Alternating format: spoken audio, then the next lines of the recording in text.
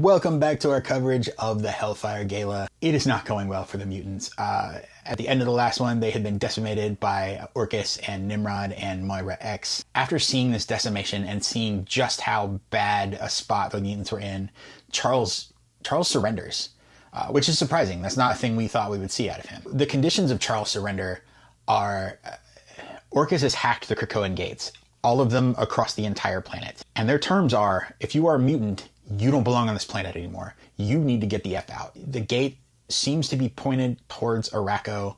We'll talk about that more again in a minute. But basically, they're just like banishing the mutants, and the penalty for mutants being found on the Earth gets exponentially worse. It's like, we're going to kill one human, and if we find another mutant, we're going to kill 10, and then we're going to kill 100. And then, hey, let's do a callback real quick to Powers of 10, which was the weirdest place to do a callback I think I've ever seen.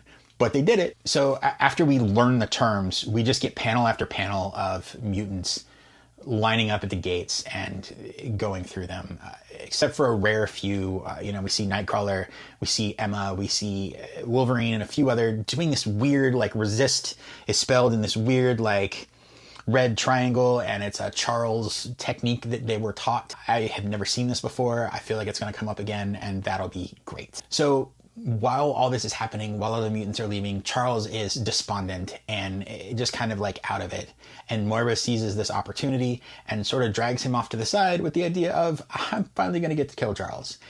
And she gets really close, and then Rogue pops up out of nowhere and grabs Charles and flies off. And as they're flying off, Charles starts to freak the F out. And he finally articulates it. He says, I can't sense any of the mutants. I can't sense them. I just sent 250,000 mutants to their death.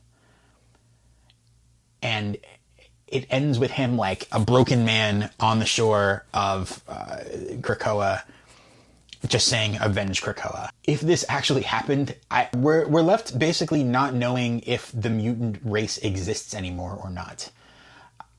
Like, at some level they do. We do see like a few mutants get away, just a small handful, but by and large, most of the mutants went through the portals. So if something happened to the mutants that went through the portals, we are in trouble.